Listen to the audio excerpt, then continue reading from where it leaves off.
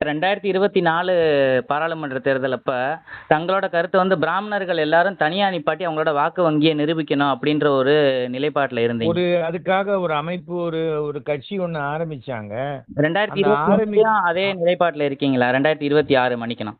இல்ல, எனக்கு தெரிந்த வரைக்கும் சார், நாடார்களாக இருக்கட்டும், செட்டியார்களா இருக்கட்டும், முதலியார்களா இருக்கட்டும், அவங்க எல்லா கட்சியிலயும் இருக்காங்க. எல்லா கட்சியிலயும் அவங்களுக்கு சீட்டு குடுக்குறாங்க. ம். ஆனால் பிராமணர்கள் என்ற ஒருத்தர மாத்திரம் யாருமே ஜெயலலிதா இருந்த வரைக்கும் குடுக்கப்பட்டது. வேற யாருமே குடுக்கல. ம். ம். இந்த ஒரு தேர்தல்ல மட்டும் 5 இடங்கள்ல சீமான் சீட்டு குடுக்குறேன்னு சொல்லியிருக்கிறார். ம். ம். நான் வந்து மாண்புமிகு தமிழக முதல்வர்கிட்ட சொன்னேன். தமிழ்நாட்டுல 40 லட்சம் பிராமணர்கள் இருக்காங்க. இல்ல 5 லட்சத்துக்கு மேல பரம ஏழைகளாக இருக்காங்க. ஒருவேளை சாப்பாட்டுக்கு கஷ்டப்படுற பிராமணர்கள் இருக்காங்க. அவருக்காக தமிழ்நாட்டுல நலிந்த அந்தணர் நல வாரியம்னு ஒண்ணு ஆரம்பிச்சு, ஆந்திரா, கர்நாடகா, கேரளால இருக்கிற மாதிரி வருஷத்துக்கு 50லேருந்து 75 கோடி ரூபாய் நீங்க ஒதுக்கினீங்கன்னா, நான் தமிழகம் முழுக்க பிரச்சாரம் பண்ணி உங்களுக்கு 3 லட்சம் ஓட்டுகள் கொண்டு வருவேன்னு சொல்லியிருக்கேன்.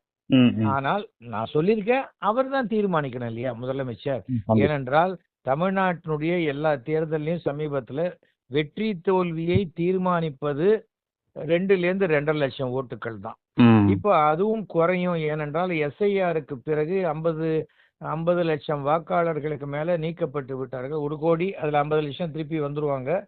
பாக்கி 50 லட்சம் நீக்கப்பட்டாங்கன்னு வச்சா கூட 6.5 கோடிங்கிறது கிட்டத்தட்ட 5.5 கோடி, 5.25 கோடி தான் வரும். அப்புறம் பார்த்தா 4000 ஓட்டுல ஜெயிச்சவங்க 2000 ஓட்டுல ஜெயிப்பாங்க, 1000 ஓட்டுல ஜெயிச்சவங்க 300 ஓட்டுல ம். ஜெயிப்பாங்கும் போது அன்னைக்கு பிராமணர்கள் ஓட்டு என்பது முக்கியமான ஒன்று.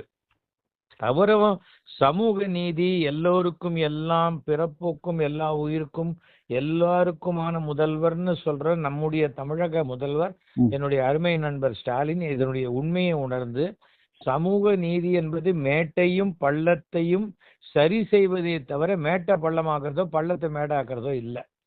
அதனால இன்னைக்கு வறுமை கோட்டுல இருக்கக்கூடிய பிணம் சுமக்கிறவங்க, டேபிள் கிளீன் பண்றவங்க, சமையல் வேலை செய்யறவங்க, கூலி வேலை செய்யறவங்க போன்ற எத்தனையோ பிராமணர்கள், அவர்களுடைய வாழ்வில் இவர் வந்து இந்த நலவாரியத்தை ஆரம்பித்தால் கண்டிப்பா 3 லட்சம் ஓட்டுகள் இனி நிரந்தரமாக திமுக பக்கம் வரும் அப்படின்னு நான் சொல்லியிருக்கேன். முடிவெடுக்க வேண்டியது முதலமைச்சர் கையில இருக்கு.